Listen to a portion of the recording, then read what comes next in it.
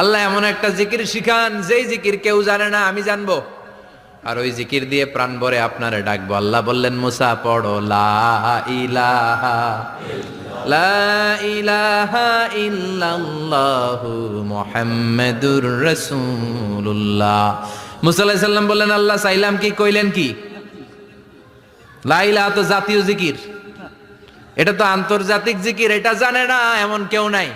আল্লাহ, আমি তো চাইছিলাম এক্সক্লুসিভ, আমার জন্য স্পেশাল, এর চেয়ে সুন্দর আর কেউ জানবে না, এত সুন্দর একটা জিকির আপনি দিবেন, এটা আমি ডাকবো আপনারে আর আপনি শুনবেন। আল্লাহ বললেন, মুসা এর চেয়ে দামি আমার কাছে নাই। লাউ তাদউ লা ইলাহা ইল্লাল্লাহ ফি কাফা, লা ইলাহা রে যদি মুসা এক পাল্লায় রেখে দাও, ওয়াস সামাওয়াতু সাবউ ওয়াল আরদিন, সাত আকাশ সাত জমিন যদি আরেক পাল্লায় রেখে দাও, মুসা দেখবা মুহূর্তের মধ্যে লা ইলাহা ইল্লাল্লাহর পাল্লা ভারী হয়ে গেছে।